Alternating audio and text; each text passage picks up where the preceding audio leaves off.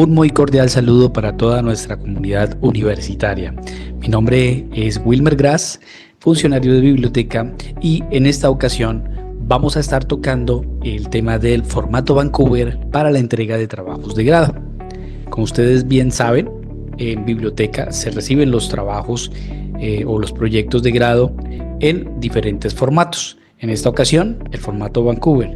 Sin embargo, el formato Vancouver, como es bien sabido, tiene las pautas o marca las pautas exclusivamente para la citación y la referenciación, no para la presentación y la forma.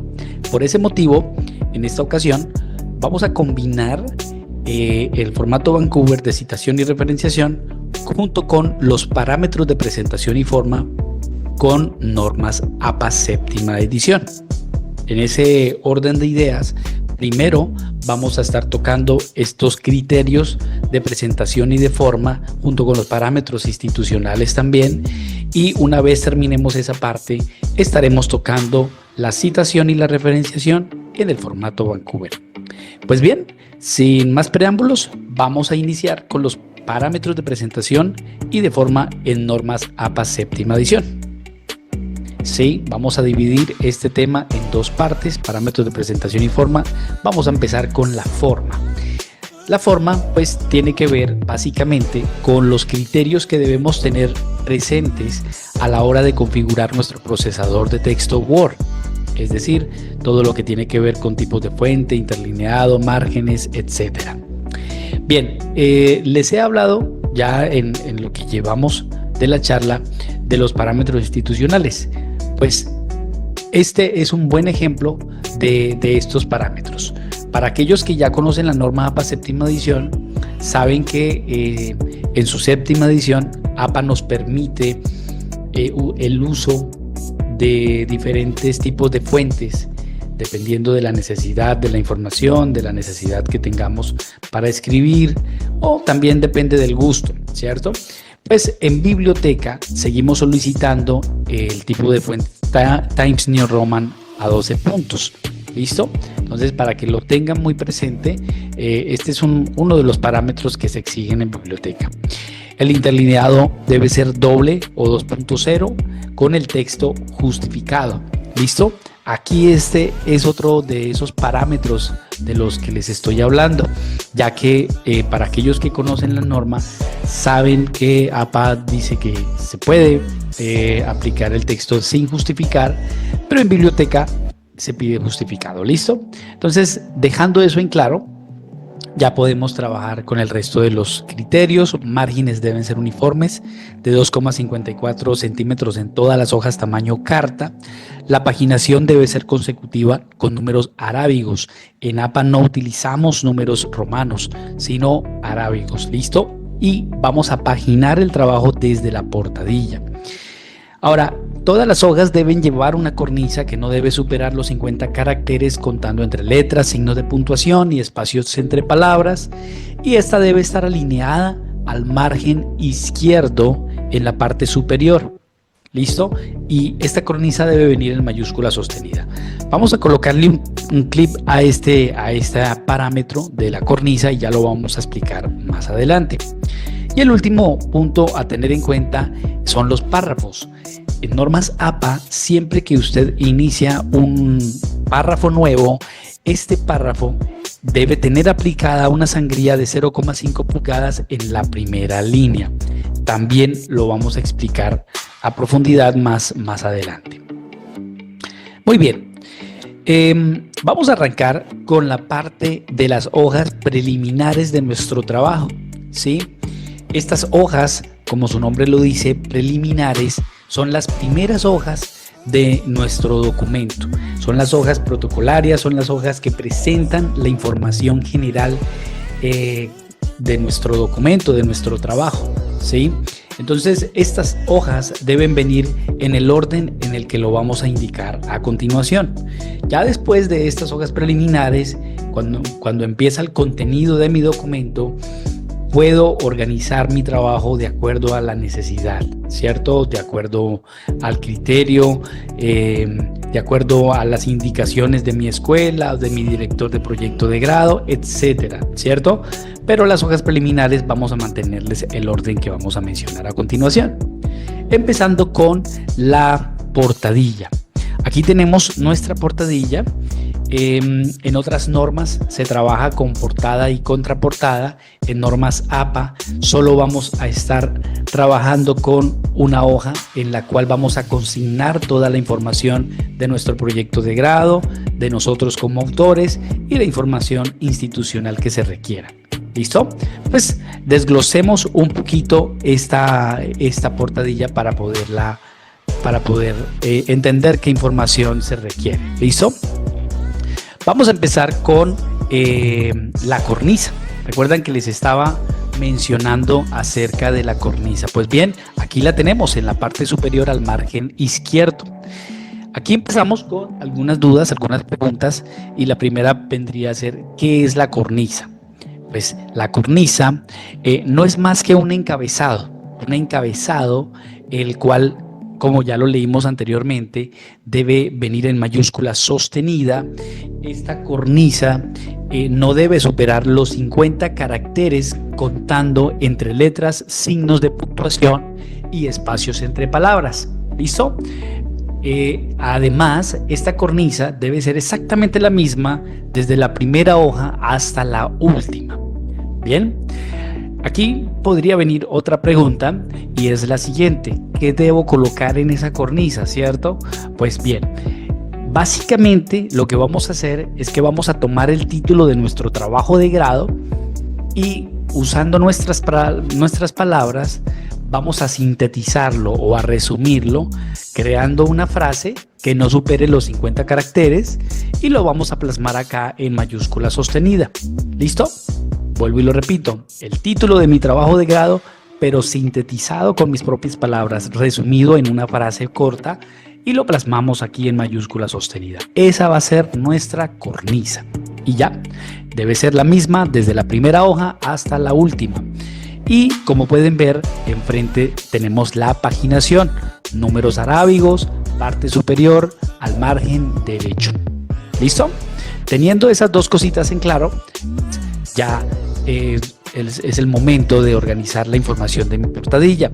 Arranco acá con título del trabajo de grado, luego colocamos el nombre o los nombres de los autores del proyecto. Por favor, nombres completos los vamos a colocar en la misma línea, separados por coma, si son varios nombres. Debajo de estos nombres de los autores vamos a colocar la leyenda de trabajo de grado para optar al título D.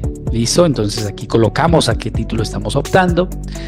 Luego continuamos con la información correspondiente a director y codirector de nuestro proyecto. Si no tenemos codirector, simplemente eliminamos esto de la plantilla y lo importante es colocar la información completa, es decir, el nombre completo de mi director o directora y su título académico completo de mayor rango. Bien. Finalizamos nuestra portadilla con esta información institucional que tiene que ver con la universidad, la facultad a la cual pertenecemos, la escuela a la cual pertenecemos, programa académico, Bucaramanga y el año actual en el cual estamos entregando nuestro proyecto en Biblioteca UIS. Básicamente esa sería nuestra portadilla, ya la tenemos organizada y nos vamos con las siguientes hojas preliminares. La primera fue nuestra portadilla. Las siguientes dos vendrían a ser dedicatoria y agradecimientos. Estas dos hojas, muchachos, son opcionales. En un momento dado, si las quieren colocar, está bien. Si no quieren, simplemente las eliminan de la plantilla de Word. Continuamos con la siguiente hoja de nuestras hojas preliminares, la cual es el inicio de nuestra tabla de contenido. Digo el inicio porque una tabla de contenido, de acuerdo a la extensión del documento, pues puede llevarnos 2 o 3 hojas o una sola, la tabla de contenido, ¿cierto? Perfecto.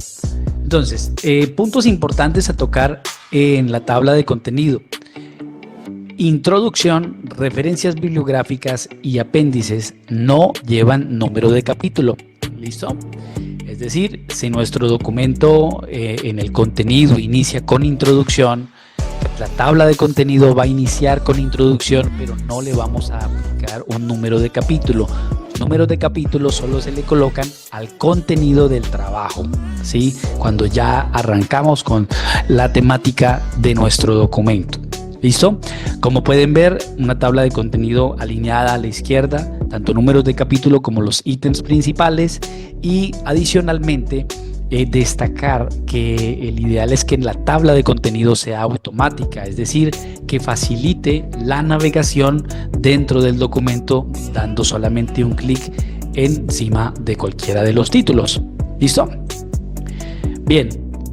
Ya llevamos la tabla de contenido, nos vamos a la siguiente sección de nuestras hojas preliminares, la cual sería la sección de las listas especiales. En esta sección, mis queridos estudiantes, es la sección donde ustedes van a crear las listas de todos los materiales que estuvieron insertando a lo largo de su documento. ¿Qué materiales pudieron haber insertado? Pudieron haber insertado fotografías, ¿cierto? Gráficos, ilustraciones en general, dibujos, ¿cierto? Tablas. Entonces, estos materiales deben tener un número consecutivo y deben tener un nombre que los identifique para, a su vez, poder crear las listas, ¿cierto? Detalles importantes a tener en cuenta en cuanto a las listas especiales. Vamos a ver, vamos acá. Primero que todo, pues cada lista debe tener su correspondiente título, lista de tablas o lista de figuras o lista de apéndices, etcétera, ¿cierto? Vamos a organizarlos de forma consecutiva. Si son tablas, entonces todo lo correspondiente a tablas las organizamos de forma consecutiva. De repente, a veces hay un exceso de creatividad y nos encontramos a veces con trabajos en los que organizan estos materiales de forma compuesta, es decir, colocan aquí tabla 1, tabla 1.1, tabla 1.1.1, tabla 2, tabla 2.1, etcétera. Ya me entendieron el mensaje, ¿cierto? Pues no vamos a hacer eso, por el contrario, vamos a organizarlas de forma consecutiva como lo vemos en pantalla. Como les mencionaba, debe tener un nombre y su paginación. Ahora, otro detalle muy importante a tener presente es esto que estamos leyendo en pantalla. Todo material insertado que tenga formato de imagen, como por ejemplo las ilustraciones, las fotografías, los dibujos, gráficos, etcétera, les vamos a asignar un solo término y es figura. ¿Listo?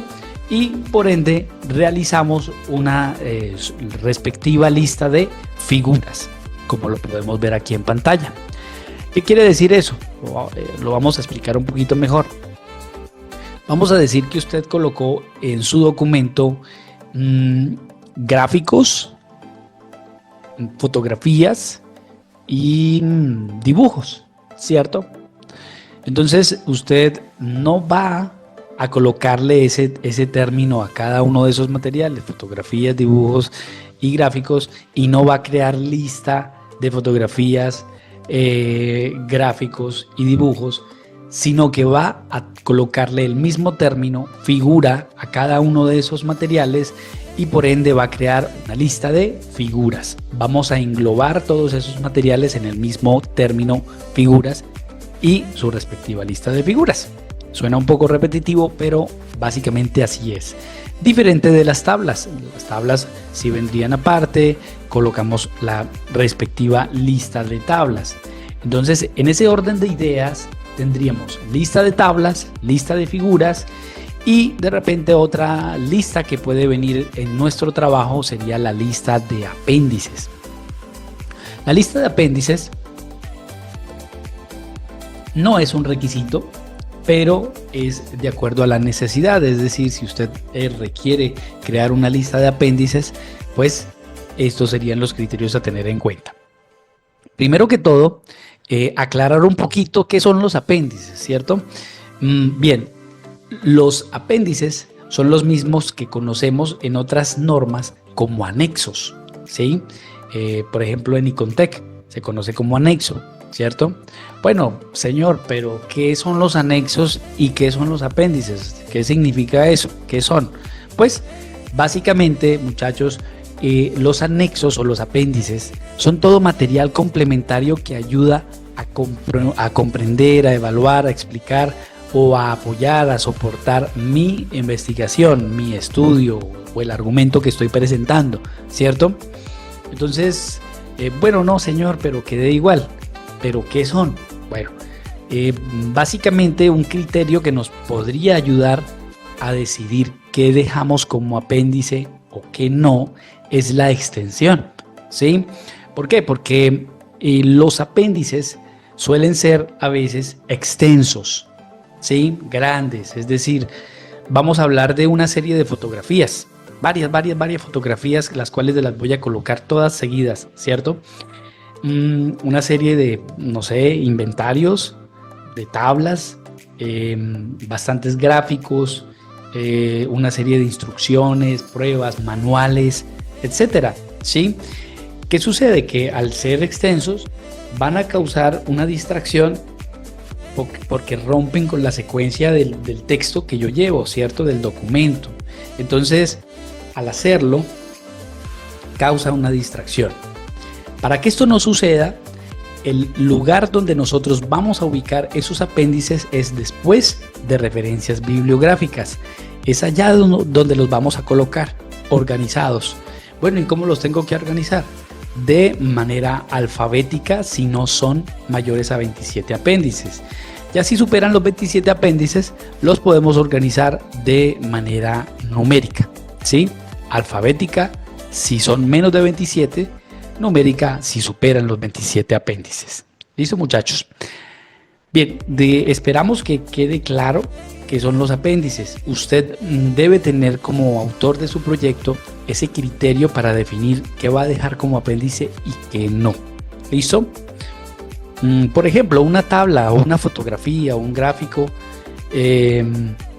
lo puedo dejar en la secuencia de mi documento, ¿cierto? Ahí donde voy.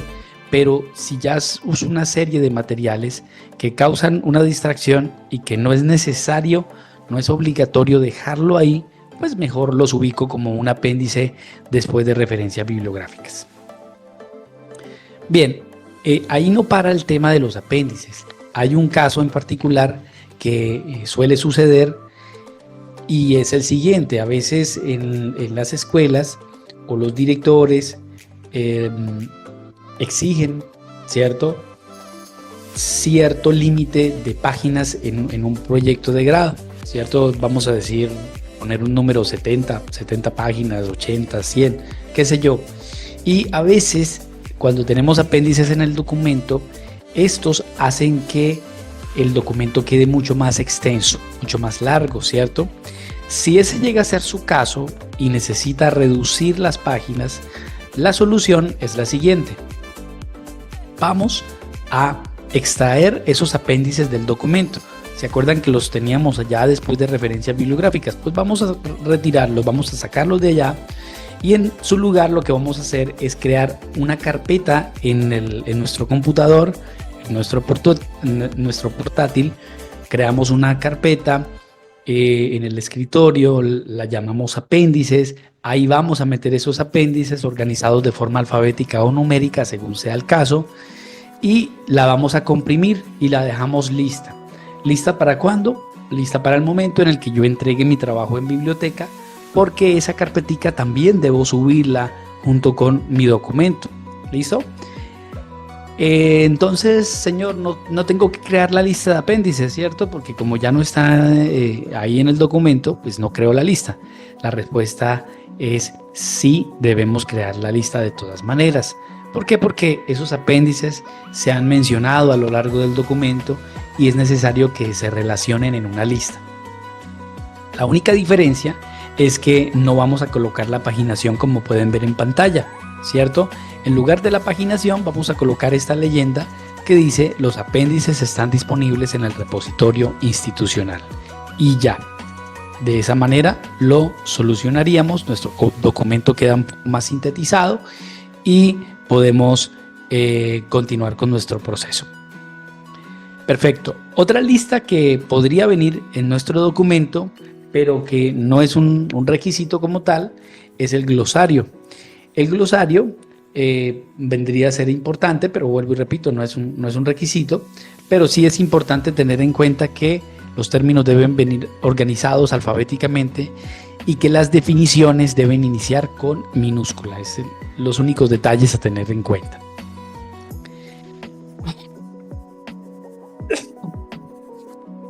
Muy bien. Las últimas dos hojas de las hojas preliminares vendrían a ser los resúmenes. En nuestros proyectos de grado es importante tener en cuenta que estos son requisitos, tanto el resumen en español como el resumen en inglés. ¿Listo? Detalles a tener en cuenta, a tener muy presentes. Bueno, vamos a revisar qué detalles son importantes tener presentes. Primero que todo, mencionar que estos resúmenes son formatos institucionales, es decir, yo no debo simplemente mandar un resumen así, digamos, solamente este texto y ya ese es mi resumen. No, deben tener un formato que organiza la información y hace más legible estos resúmenes. El formato institucional es el que estamos viendo en pantalla, ¿sí? No debemos cambiarlo. Segundo, estos resúmenes deben ajustarse cada uno a una sola hoja. Una sola hoja para el resumen en español, una sola hoja para el resumen en inglés. ¿Listo? Y bueno, como vemos en pantalla, el título resumen en negrita, luego título, 2 puntos y colocamos el título del trabajo de grado terminando con un asterisco. Luego vamos con el autor, 2 puntos, colocamos el nombre o los nombres de los autores finalizando con estos 2 asteriscos. Y estos asteriscos, pues como pueden ver, se relacionan abajo en una nota a pie de página. Luego colocamos las palabras claves, 2 puntos, entonces colocamos mínimo 3 palabras claves, máximo 8 palabras claves. Y finalizamos nuestro formato con la descripción, 2 puntos, que es el resumen como tal, es la parte magra de nuestro resumen, muy importante. ¿Listo? Esta descripción debe estar en el rango de mínimo 200 palabras a máximo 300 palabras. Entonces, importantísimo tener presente que debemos ajustar cada resumen. Entonces, importantísimo tener en cuenta que cada uno de estos resúmenes deben ajustarse a una sola hoja. ¿Listo? Ahora, aquí viene un tip pequeño que les puede ayudar mucho. A veces, cuando nuestra descripción supera las 250 palabras, 270, es posible que se exceda de la hoja. Si ese llega a ser el caso, la forma de arreglarlo es muy sencilla. Simplemente vamos a seleccionar el texto de la descripción y vamos a disminuirle un punto al tamaño de la fuente. De no ser suficiente y sigue excediéndoseme de la hoja, lo que vamos a hacer es disminuirle también un punto al interlineado. De esta manera vamos a lograr que cada resumen se ajuste a una sola hoja y tendríamos ahí ya nuestras 2 hojas, el resumen en español y el resumen en inglés. Perfecto, ahí terminaríamos con las hojas preliminares, ¿cierto? Entonces ya empieza nuestro contenido, vamos a decir objetivos, planteamiento del problema, qué sé yo, cada uno de los títulos de nuestra temática, ¿cierto? Pues ahí entra a jugar una parte muy importante de Norma Zappa, que es la jerarquía de los títulos. La jerarquía de los títulos, muchachos, habla básicamente del nivel de importancia que tiene cada título dentro de nuestra temática y cómo debe venir esos títulos, ¿cierto? Entonces, cuando arrancamos con un tema principal, pues como apenas lo estamos empezando, lo acabamos de iniciar, pues ese tema principal requiere un título de primer nivel. Para los títulos de primer nivel, importante destacar que vienen en negrita, vienen centrados, requieren un solo numerito dentro de la temática, ¿cierto? Un número de capítulo. Y vamos a dejar 2 interlíneas después del título para empezar a escribir el párrafo correspondiente de ese título. Como lo pueden ver aquí en pantalla, se puede apreciar que se dejaron 2 interlíneas, ¿cierto? Y se empieza a escribir el párrafo correspondiente. Luego vamos a decir que escribimos X número de párrafos y vamos a desglosar esa temática en un subtema, ¿cierto? Entonces ahí nos vamos con un título de segundo nivel. Como pueden ver, como seguimos en la misma temática, pues le corresponden 2 numeritos, en este caso 1.1, viene alineado a la izquierda en negrita y el párrafo correspondiente iniciaría en la siguiente línea, es decir, a un enter. Le doy un enter y empiezo a escribir el párrafo correspondiente. Ya el título de tercer nivel, ya me entendieron la idea, cómo funciona, alineado a la izquierda, 3 numeritos, en negrita y adicional tiene cursiva. Luego de esto nos vamos con los títulos de cuarto y de quinto nivel, en los cuales podemos apreciar una diferencia, ¿cierto? Bueno, 2 diferencias en realidad. La primera es que está separado del margen, ¿cierto? Pues esto es porque tiene aplicada una sangría de 0,5 pulgadas, la cual nos separa el título del margen. Adicional, la siguiente diferencia es que vamos a escribir el título como tal, pero lo vamos a finalizar con un punto. Dejamos un espacio y en esa misma línea donde terminamos ese título empezamos a escribir el párrafo. A diferencia de los otros títulos que empezamos a escribir el párrafo luego de dar un enter, en este caso, en los títulos de cuarto y quinto nivel, escribimos el párrafo o empezamos a escribir el párrafo en la misma línea donde termina el título. ¿Listo? Entonces, tener ese detalle presente.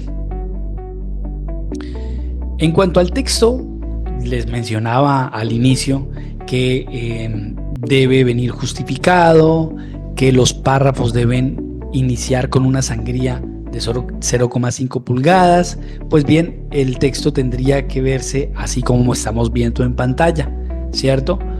Ahora, aquí está, 0,5 pulgadas o 1,27 centímetros, siempre en la primera línea. Bien, hay unos puntos importantes o unos ítems que deben iniciar en hoja nueva, los cuales son los que vemos listados acá en pantalla: listas especiales, introducción, objetivo, referencias bibliográficas y apéndices. Son los únicos ítems que tendrían que iniciar en hoja nueva. De resto, en cuanto al contenido de su trabajo, la temática de su trabajo, usted puede continuar en la secuencia donde usted va, así vaya a empezar un título de primer nivel. Lo aclaro porque hay normas en las que usted va a iniciar un título de primer nivel y obligado tiene que irse a una hoja nueva.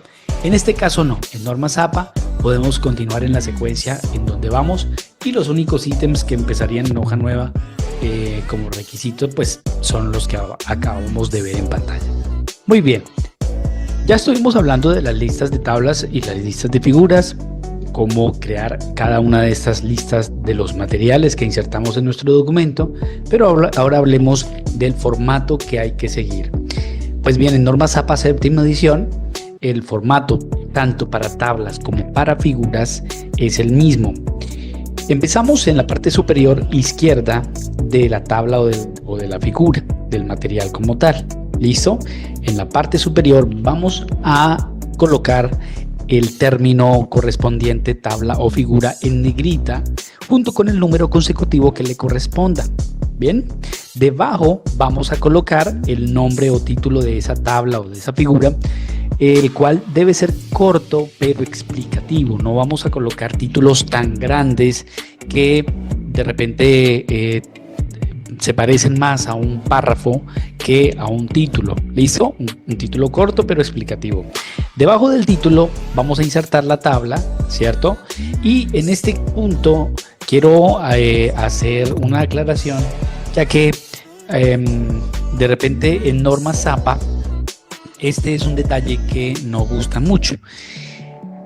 En APA, las tablas no deben visualizar las líneas verticales, solo las líneas horizontales. Entonces, a la hora de crear o de configurar una tabla, es necesario que estas líneas verticales no se visualicen. Y adicional a esto, cuando hablamos de colores, en las tablas no se deben visualizar colores pasteles o colores llamativos. La norma nos indica que si usamos colores, estos deben estar a escala de grises, como lo estamos viendo en pantalla. ¿Listo? Entonces ahí sería no líneas verticales, no colores llamativos o colores pasteles, sino a escala de grises. Hay un último detalle muy importante. Vamos a avanzar. Aquí tenemos una figura. Vemos que el formato es el mismo, el término figura en negrita junto con el número correspondiente, debajo del término viene el nombre o título de esa figura, insertamos la figura y ahora viene el punto que les quería mencionar, tanto para tablas como para figuras, y es la nota. En otras normas se le conoce como la fuente, es decir, ustedes colocan fuente, dos puntos, y colocan la referencia o la cita de la fuente de información que utilizaron para hacer esa figura o para hacer esa tabla, ¿cierto? En las cuales la fuente de información en la cual se basaron. En este caso vamos a colocar es la palabra nota en cursiva y con un punto, y vamos a colocar la correspondiente cita. Como pueden ver, tanto para tablas como para figuras, colocamos de dónde fue tomado y colocamos el apellido del autor o el nombre de la entidad junto con el número que le corresponda en el orden de las fuentes citadas. Ustedes posiblemente van a quedar ahí de pronto, si no conocen la norma Vancouver, un poco confundidos, pero vamos a estar viendo la citación a continuación y van a entender este tema del número consecutivo.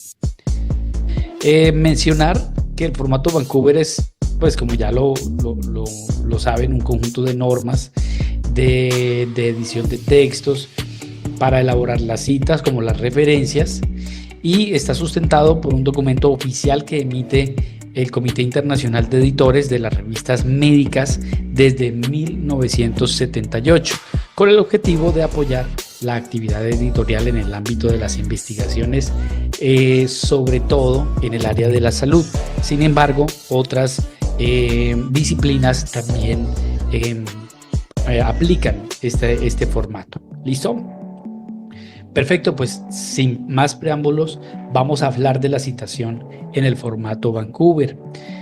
Primero, mencionar que las citas que usted va a estar insertando a lo largo de su documento van a tener un numerito, ¿cierto? Le va a corresponder un número consecutivo en el orden en el que usted va a estar agregando esas citas en su documento. Pues este número consecutivo corresponde a la misma referencia de la fuente de información que citó en la lista de referencias, es decir, en el orden en el que aparezcan en su documento, es en el orden en el que vamos a plasmar estas referencias en el documento, en la lista de referencias. Así las cosas, colocamos aquí en la última hoja referencias bibliográficas, y ahí es donde vamos a organizar las referencias, como pueden ver, con el número consecutivo que le corresponda.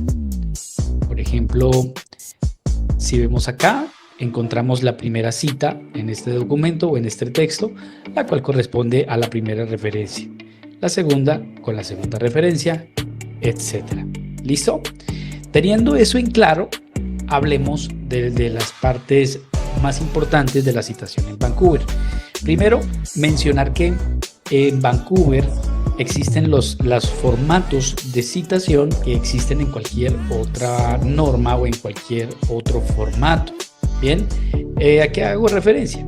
Por ejemplo, citas directas o citas indirectas. Esas son dos formas en las que se cita en cualquier formato. y las citas largas y las citas cortas. También otros formatos como APA o como Icontec tienen sus formas largas o sus formas cortas para las citas directas. En el caso de Vancouver, una cita corta va de 1 a 5 renglones o 5 líneas. ¿Listo? En otras normas se cuentan las palabras. En el caso de Vancouver se cuentan las líneas. Entonces, de 1 a 5 líneas sería una cita corta y por ende debe ir entre comillas. ¿Listo? Citas cortas entre comillas. ¿Qué es una cita corta? Una cita de 5 renglones. ¿Sí? Que no supere los 5 renglones. Y aquí tenemos el ejemplo. Una cita larga, pues simplemente entendemos una cita larga como un texto que supera los 5 renglones. En este caso se parece mucho a otro formato en el sentido de que una cita larga en Vancouver la debemos colocar con una sangría en bloque en un párrafo aparte. ¿Listo? Y aquí vemos el ejemplo, ¿sí? Aquí viene el estudiante escribiendo su texto, va a citar, entonces coloca un punto a su propio texto e inserta la cita correspondiente. Vamos a ver, acá está.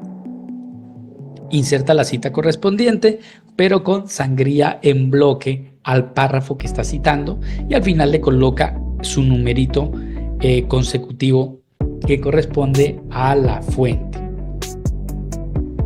Muy bien, ahí tenemos las citas cortas, las citas largas y ahora vamos a continuar enfocados en las citas directas, pero en un punto muy importante y muy interesante que tiene Vancouver, y es unas herramientas que nos permiten mostrar un mayor dominio de la citación en este formato y adicionalmente nos permite mostrar un mayor dominio de las fuentes de información que estoy utilizando en mi texto, ¿sí? Jugando con ellas, adaptándolas y respaldando mi investigación, mis argumentos con estas fuentes de información. La primera herramienta que tiene Vancouver es la precisión de las citas. En este caso, cuando hablamos de precisión de las citas, yo suelo decir o compararlo de la siguiente manera. Cuando hablamos de una cita directa, estamos literalmente hablando de copiar y pegar, ¿cierto? Uy, señor, ¿cómo así que copiar y pegar?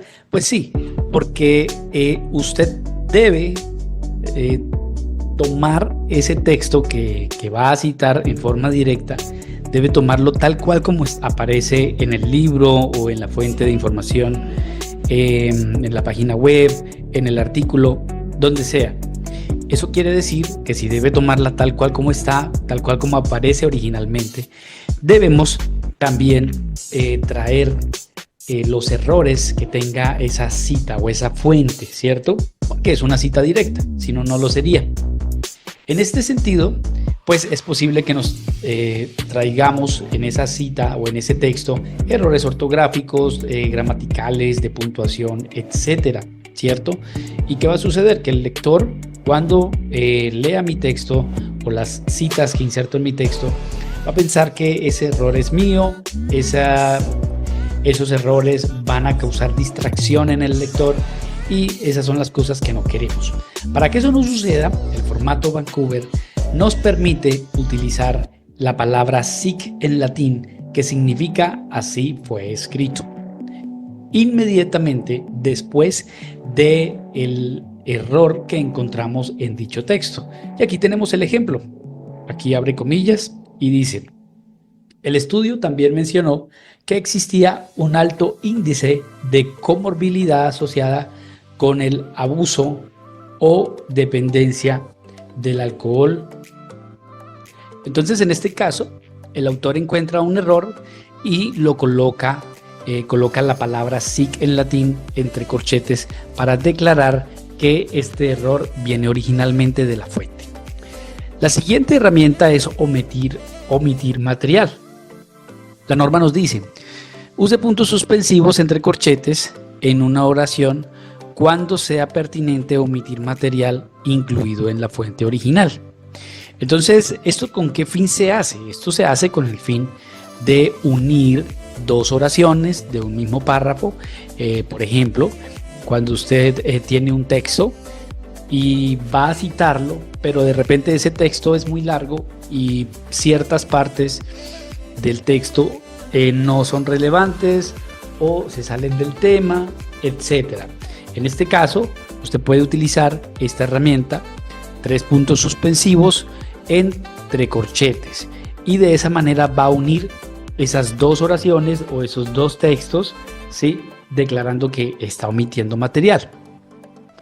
La siguiente herramienta, por el contrario de la de omitir material, pues es insertar material. En este caso, el formato nos dice usar corchetes para insertar información adicional o explicaciones en una cita cuando ésta no provenga de su autor original. Muy bien, en este caso es cuando nosotros vamos a tomar un texto, pero de repente sentimos que le hace falta una palabra, ¿cierto? O una frase que haría que este párrafo o esta cita fuera más explícita o abordara un significado más amplio, ¿verdad? Bien, pues para eso vamos a utilizar esta herramienta, usar corchetes para insertar una palabra o una frase. Y aquí está el ejemplo. Aquí en la fuente original decía: ellos están estudiando desde una perspectiva evolucionista hasta qué punto los juegos son un lujo del que pueden prescindir cuando hay muchas otras demandas competitivas en el cerebro en crecimiento. Aquí el autor hizo un buen uso de esta herramienta al colocar infantiles entre corchetes, ya que quiere especificar que se refiere a juegos infantiles. La última herramienta, vamos a ver, añadir énfasis. Nos dice: si es necesario resaltar alguna palabra o frase en una cita, preferiblemente usar letra cursiva. Y aquí lo tenemos. En este caso es cuando usted quiere resaltar una frase o una palabra para enfatizar que en este caso es cuando usted quiere resaltar una frase o una parte del texto para poder enfatizar su argumento, para poder enfatizar su punto, su opinión al respecto, y quiere resaltarla. ¿Cómo lo hace? Utilizando cursiva en esa parte del texto que usted quiere resaltar. Pues bien, al usar estas herramientas que nos brinda Vancouver, vamos a mostrar un mayor dominio de la citación en este formato. Perfecto. Ahora, una cita indirecta.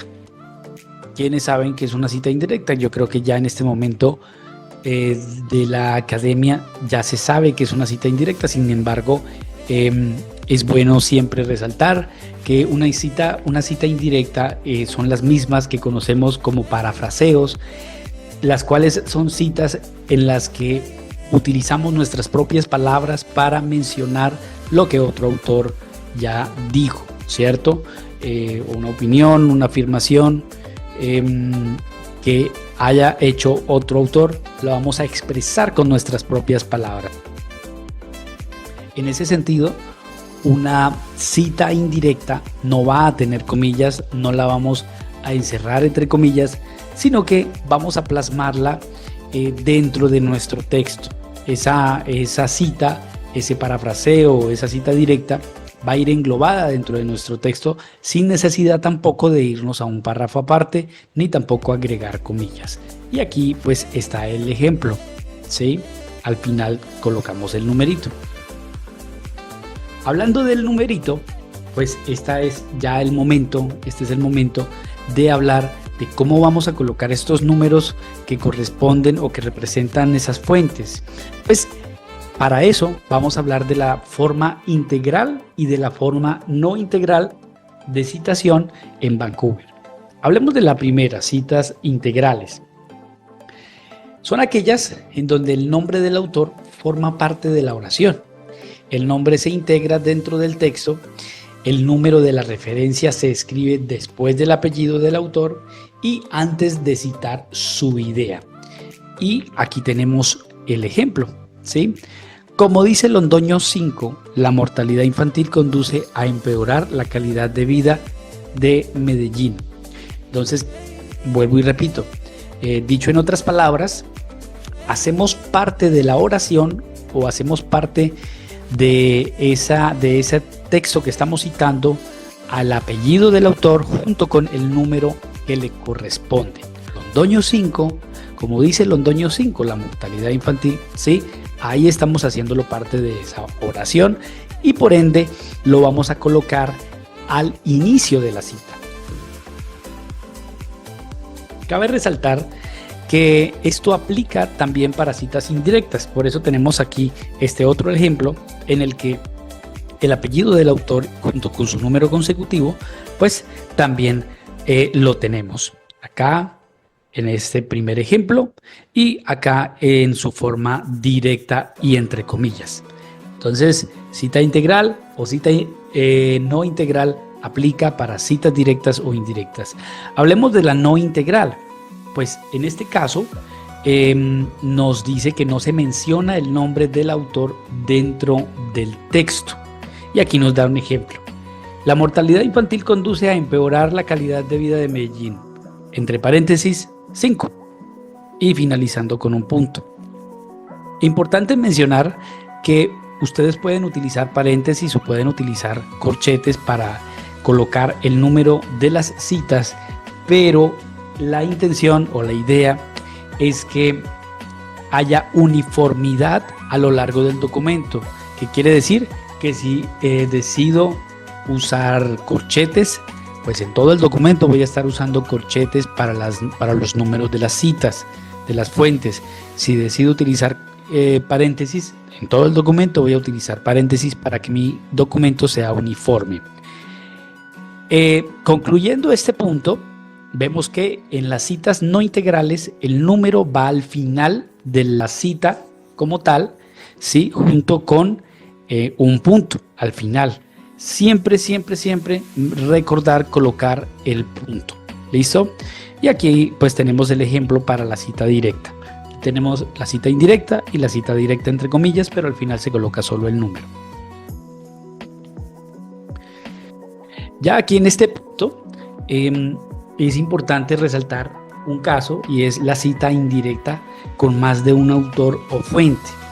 Nos dice la norma, cuando en una cita hay más de un autor que coincide en los mismos planteamientos y se va a parafrasear, es decir, en una cita indirecta, tomando las ideas de estos autores, pues tenemos que seguir estas indicaciones.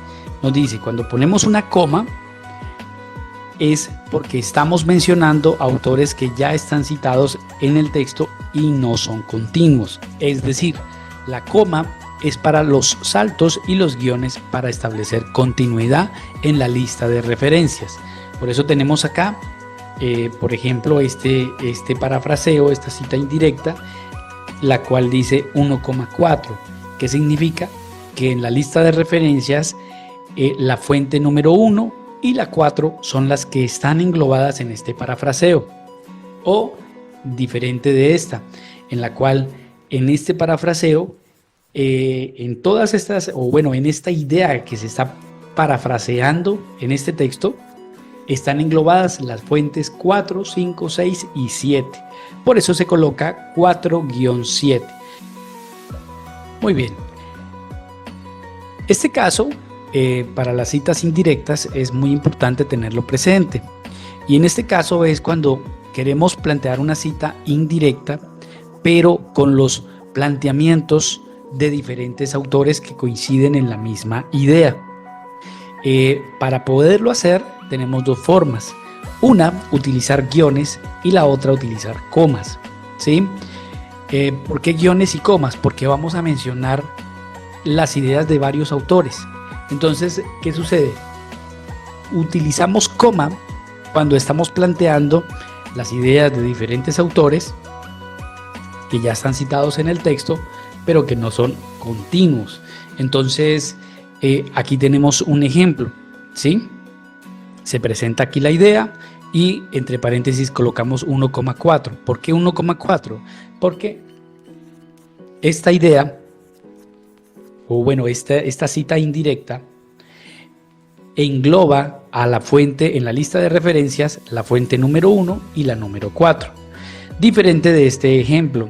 En este ejemplo, el autor está parafraseando los planteamientos de diferentes autores de forma indirecta, como un parafraseo, pero en la lista de referencias son los autores 4, 5, 6 y 7. Por eso se coloca 4-7. Es decir, como nos lo menciona aquí en este texto, utilizamos coma para los saltos en la lista de referencias y utilizamos guiones para establecer una continuidad en esta lista de referencias bibliográficas. Bien, hablando de las referencias bibliográficas, pues unos puntos súper importantes a tener presente, a tenerlos muy claros, son los siguientes.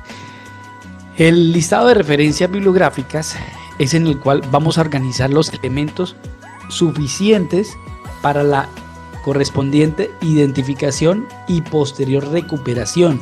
Esta palabra es clave porque uno de los objetivos más importantes de referenciar, de crear una referencia, es la recuperación de la información. ¿Sí? Es muy importante.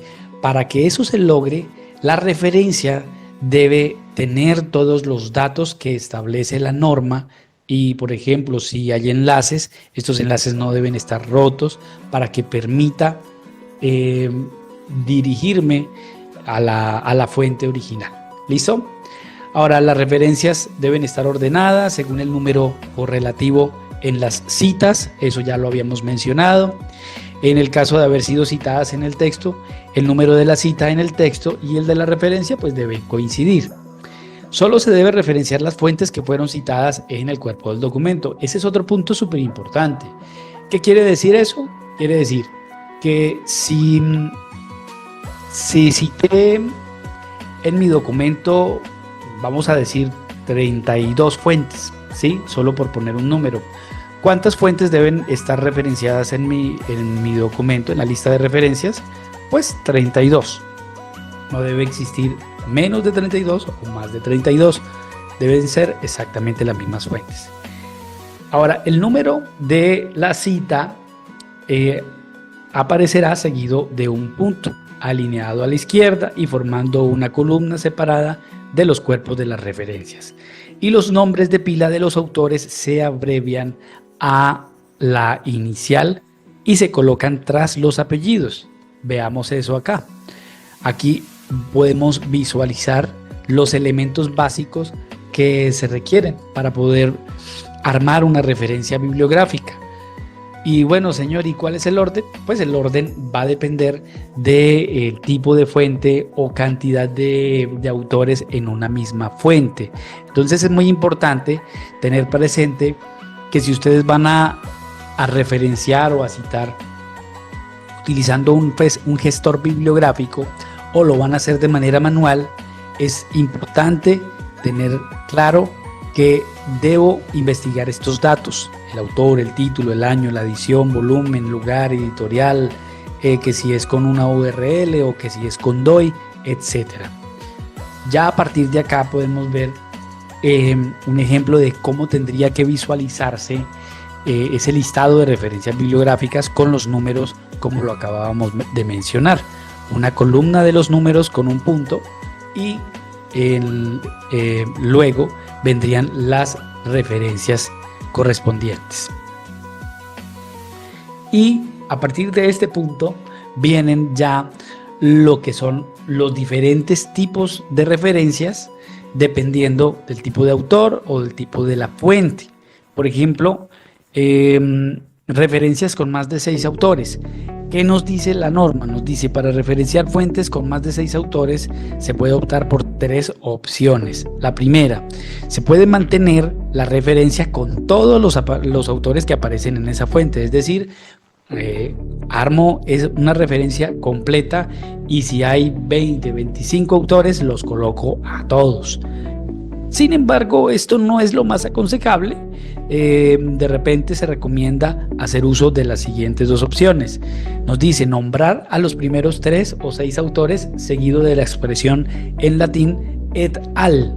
que significa y otros, y no más. Es decir, así hayan 50 autores o así hayan 10 o 15 autores en un artículo que cité, solo voy a colocar a los primeros 3 o a los primeros 6 y coloco la expresión et al y listo. Coloco el resto de los datos que me pide la norma. Y aquí nos da el ejemplo. Y la última opción es lo mismo, la expresión et al, solo que la vamos a colocar en español y diría y otros. Es decir, colocamos a los primeros 3 autores o 6, la expresión y otros, y colocamos el resto de los datos que nos indica la norma. Aquí ya vienen más casos que no los vamos a explicar porque ustedes no se van a memorizar estos tipos de referencias, ¿sí? Es decir, aquí en la presentación les muestra para el tipo de fuente que estén citando o referenciando, les muestra qué datos requiere y cómo organizarlos adecuadamente. En ese orden de ideas tenemos el artículo de revista, aquí nos da los datos que se requieren y cómo organizarlos junto con un ejemplo. Artículo de revista en versión electrónica, entonces los mismos datos pero agregamos el HTTP o con DOI. Cómo referenciar artículos de revista con muchos autores, que eso ya lo estuvimos viendo. Artículo de revista con límite opcional al número de autores de 3 a 6, eso lo estuvimos explicando hace un momento. Más ejemplos de referencias de artículos, artículo de revista con organización como autor, es decir, una entidad o una organización. Aquí nos marca las pautas, los datos que se requieren. Artículo de revista con organización como autor con parte subsidiaria de la organización. Artículo de revista con varias organizaciones como autor o con un organismo gubernamental como autor. Artículo de revista con un autor personal y una organización como autor también. Cómo referenciar en Vancouver un libro o una monografía. Aquí nos da los datos que se requieren en su versión impresa o en su versión electrónica. Simplemente es seguir los pasos. Cómo referenciar un capítulo de un libro, una disertación, una tesis en su versión impresa o electrónica. Cómo referenciar una página web, aquí nos da los datos y nos da un ejemplo, cómo poder organizarlos. Cómo referenciar un informe científico y también material audiovisual en general como videos, DVD, podcasts, películas, CDs, etcétera. Nos da aquí los datos que se requiere junto con un ejemplo. Patentes, también tenemos cómo referenciar unas patentes o una patente, qué datos se necesitan y cómo poder organizarlos. Cómo referenciar actas de congresos, conferencias, comunicaciones, blog, etcétera. Finalizamos esta parte de las referencias bibliográficas y de la citación en Vancouver, no sin antes mostrándoles una parte muy importante, la cual es el enlace donde ustedes van a poder encontrar más casos de citación y de referenciación que posiblemente no se encuentren en esta presentación. Regálenme un segundo, vamos a compartir. Voy a dejar de compartir un momento y vamos a explicar cómo podemos encontrarlo. Muy bien, aquí tenemos la bibliografía que soporta toda esta capacitación, pero lo que quiero mostrarles es que ustedes solo tienen que seleccionar este enlace de la NLM, ¿sí?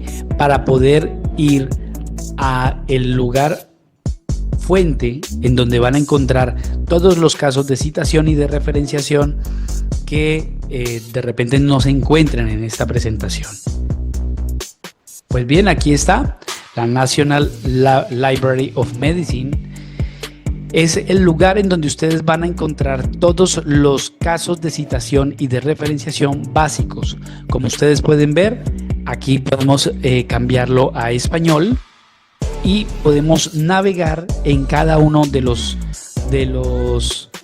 casos de citación o de referenciación que de repente son raros y que no sabemos cómo citarlos, pues nos podemos dirigir a la NLM y poder consultarlos. Como pueden ver, esta página tiene contenido, entonces ustedes van a poder navegar, ¿sí? Buscando el caso específico que de repente requieran. En ese sentido, regálenme un segundo, les voy a mostrar algunos. Por ejemplo, aquí tenemos libros, tenemos publicaciones de la conferencia, informes científicos y técnicos, disertaciones, artículos periodísticos. De repente usted se basó o quiere citar un artículo periodístico. Si usted le da clic acá, le va a abrir la página en donde le va a mencionar cómo debe citar y referenciar un artículo periodístico. Y aquí le puede dar todas las indicaciones, reglas de citación con ejemplos para artículos periodísticos, autor de artículos periodísticos, reglas generales para los autores, reglas específicas. Es decir, y aquí en estas cajas va a mostrarle los ejemplos, ¿sí? Entonces ahí está. De verdad es muy recomendado que ustedes puedan utilizar este recurso muy importante. Lo encuentran ahí en las referencias bibliográficas.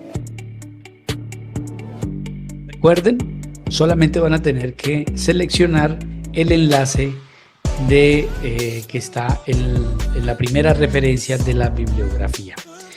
Muy bien, pues básicamente esa es la parte más importante de la citación y de la referenciación en Vancouver. Saber cómo debo colocar los números consecutivos que le correspondan a cada una de las fuentes que estoy citando dentro del texto,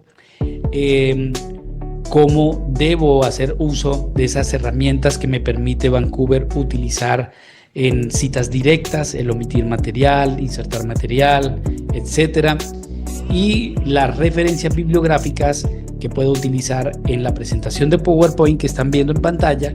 Y si no encuentro una fuente o cómo citar y referenciar una fuente, recordar que nos podemos dirigir a la página de la NLM.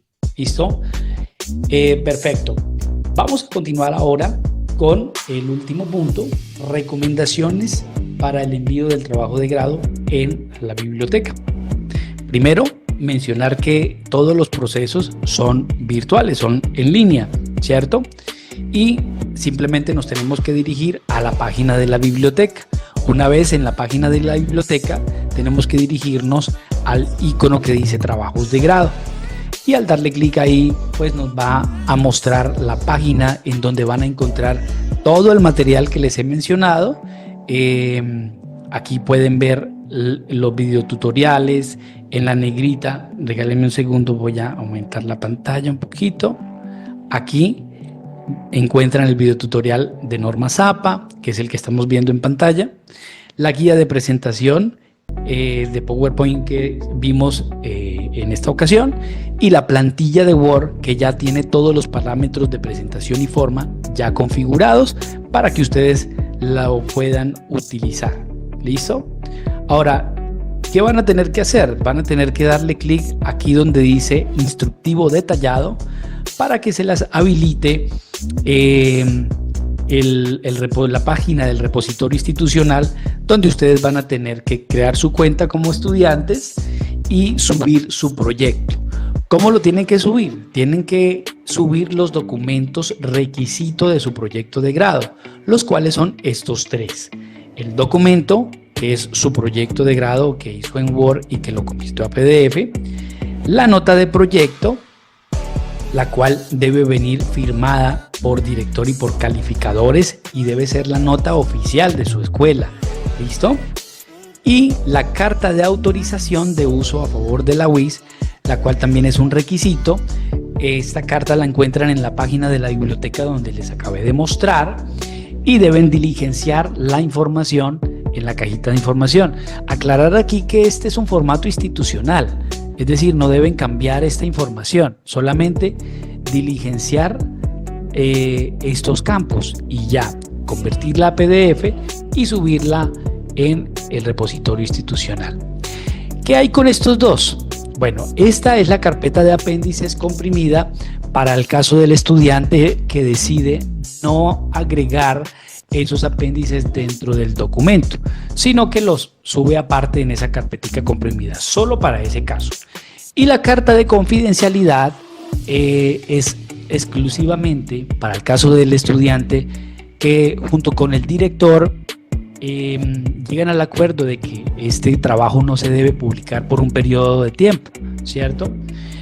¿Por qué? Porque bueno, debe haber diferentes razones, como por ejemplo el trabajo se realizó con una empresa, la empresa no quiere que esa información salga para el público todavía, ¿cierto? Entonces requieren la confidencialidad. Otra razón puede ser que van a realizar un artículo con base en el proyecto, entonces requieren que todavía no se publique, etcétera. ¿Listo? Entonces, si van a necesitar esa carta de confidencialidad, el formato está en la página de la biblioteca en Word, tiene que venir firmado por director y el autor del proyecto o autores del proyecto, y debe especificar el periodo de tiempo por el cual requieren esa confidencialidad. Por lo demás, mencionarles que cuando ustedes entregan su proyecto de grado, cuando lo suben, deben estar muy pendientes de sus correos electrónicos, porque es allí donde nos vamos a comunicar el equipo de biblioteca que revisa los trabajos de grado para poderle notificar si usted cumplió con los requisitos, con los parámetros de la biblioteca y ya está a paz y salvo por concepto de proyecto de grado, o si por el contrario tiene algunas correcciones que realizar. Si ese llega a ser su caso, la recomendación es que por favor realice esas correcciones lo más diligentemente posible y suba de nuevo su proyecto para que el revisor vuelva a consultar su proyecto, lo vuelva a revisar y pueda aprobarlo para que usted pueda continuar con su proceso, pague sus derechos de grado y pueda graduarse. Solo hasta que biblioteca genera el paz y salvo porque su proyecto cumplió, usted puede pasar a la siguiente etapa, que es pagar derechos de grado y poderse graduar. Muchas gracias, fue un gusto compartir esta información con ustedes.